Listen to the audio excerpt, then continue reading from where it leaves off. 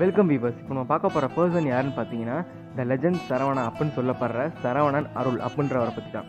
Legend Saravana அப்படின்றவரை ஓட்டாத ஆளே கிடையாது. இப்போ நம்ம ரொம்ப ஒரு ஓட்ட ஆரம்பிச்சிட்டோம். ஆனால் தமிழ்நாட்டில் முதல்ல பிஸ்னஸில் ஒரு புரட்சியே கொண்டு வந்தவர் இவர் தான் அப்படின்னு சொன்னால் யாரும் நம்ப மாட்டீங்க. ஆமாங்க, இவர் தான் ஒரு புரட்சியே கொண்டு வந்தார். இப்போ நம்ம கதைக்குள்ளே போகலாம். அதாவது தமிழ்நாட்டிலேருந்து ஸ்ரீலங்காவுக்கு சண்முக சுந்தரம் அப்படின்றவர் வேலை பார்க்க போகிறாரு. அங்கே போதுமான வருமானம் சம்பாரிச்சக்கப்புறம் திரும்பி தமிழ்நாட்டுக்கே வராரு. தமிழ்நாட்டுக்கு வந்தக்கப்புறம் தன்னுடைய விவசாய நிலத்தில் கொஞ்சம் காசையும் போடுறாரு. அதுக்கப்புறம் தன்னோட 3 மகன்களான செல்வரத்தினம், ராஜரத்தினம், யோகரத்தினம் அப்படின்றவர்களுக்கு சம்பாரிச்ச காசை பிரிச்சும் கொடுக்குறாரு. அதுல செல்வரத்தினம் அப்படின்றவர் தன்னுடைய அப்பா கொடுத்த காசை வச்சு சென்னைக்கு ஓடி வந்து ஒரு டீ பிசினஸையும் ஆரம்பிக்கிறாரு. அதாவது டீ கடைனா அந்த ரோட் சைட்ல போற டீ கடை இல்லைங்க, சைக்கிள் கேரியர்ல ஒரு டின் வச்சு விற்பாங்கல்ல, அந்த கடையை போட்டிருக்காரு. நாளடைவுல டீ கடையில கொஞ்சம் வருமானம் ஆரம்பிச்சதுக்கு அப்புறம் நம்ம ஏன் வேற ஏதாவது கடை ஆரம்பிக்க கூடாது அப்படின்னு சொல்லிட்டு போட்ட கடை தான் பாத்திர கடை. அதாவது 1973ல சண்முகம் அப்படின்ற ஒரு பாத்திர கடையும் ஒரு திறக்கிறாரு. அதுக்கப்புறம் 2-3 வருஷம் அப்புறம் நம்ம ஏன் இன்னொரு பிரான்ச்சும் ஆரம்பிக்க கூடாது அப்படின்னு சொல்லிட்டு இன்னொரு பாத்திர கடையும் திறக்கிறாரு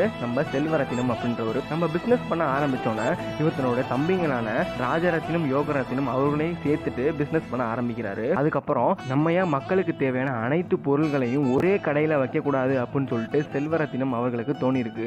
உடனே 1976ல அந்த சிந்தனையை ரியலா ஆக்கியிருக்காரு நம்ம செல்வரத்தினம் அப்படின்றவர். அப்படி வச்ச கடை பேர் தான் இந்த சரவணா ஸ்டோர்ஸ். அப்புறம் நாளடைவுல இதுலயும் நிறையவே லாபம் கிடைக்குது. அதுக்கப்புறம் அன்பார்ச்சுனேட்லி இவர் 2013ல ஒரு ஸ்ட்ரோக் வந்து இறந்து போறாரு. அதுக்கப்புறம் தன்னுடைய மகனான சரவணன் அருள் அப்படின்றவர் தன்னுடைய முழு முகத்தை காட்டுறாரு. அதுக்கு முன்னாடியும் தன்னோட அப்பாவுக்கு சின்ன வேலை, அதாவது கணக்கு எழுதுற வேலை. இவரு 1970ஆம் ஆண்டு ஜூலை 10 பிறக்கிறாரு. இப்ப அவருக்கு 51 வயசு ஆகுது. இவரு சென்னையில தான் பிறந்தாரு. அப்பா இறந்தக்கப்புறம் அப்பா ஆரம்பிச்ச பிசினஸ் எப்படியாவது மேல கொண்டு வந்துடணும் அப்படின்றவர் எடுத்த முயற்சி தான் பல மடங்கு. பிசினஸ் ரொம்ப பெருக நம்ம ஏன் கோல்டு பிசினஸ் ஆரம்பிக்க கூடாது அப்படின்னு சொல்லிட்டு ஒரு சிந்தனை வந்திருக்கு. அடுத்த 2 வருஷத்துல கோல்டு பிசினஸும் ஆரம்பிக்கிறாங்க. ஆரம்பிச்சக்கப்புறம் சுத்தி உள்ள மற்ற கடைகள் எல்லாம் சரவணா ஸ்டோர்ஸ் போவாதீங்க, அங்க விற்கிற எல்லா கோல்டுமே பியூரஸ்ட் கிடையாது, அது ஒரு ஃபேக்கான கோல்டு அப்படின்னு சொல்லவும் ஆரம்பிக்கிறாங்க.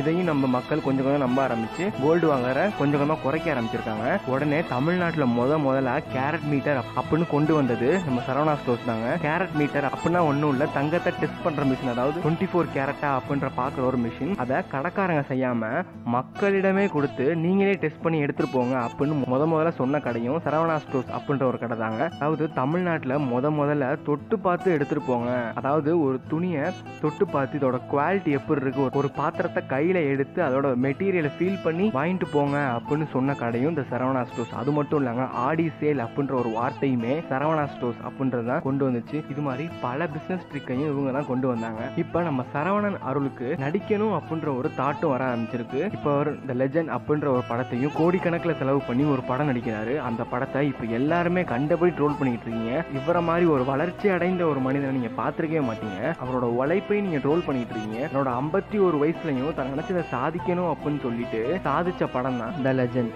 இவர்கிட்ட நம்ம என்னத்தை கத்துக்கணும்னா, நம்ம யாருன்றத இந்த உலகத்துக்கு இல்ல நம்மளை கேலி செஞ்சாங்கல்ல, நீ வரமாட்டடா, நீ வேஸ்ட்னு சொன்னாங்கல்ல, அவங்க முன்னாடி வாழ்ந்து காட்டிட்டு போகணும் அப்படின்றத இவர் மூலமா நம்ம கத்துக்கலாம். This is the moral of our story. இது மாதிரி வீடியோஸ் பார்க்க நம்ம பியூர் சோல் சேனலை சப்ஸ்கிரைப் அண்ட் லைக் செஞ்சுக்கோங்க. கூட இருக்க பெல் பட்டனை கிளிக் பண்ணிடுங்க. முடிஞ்ச அளவு ஷேர் பண்ணுங்க.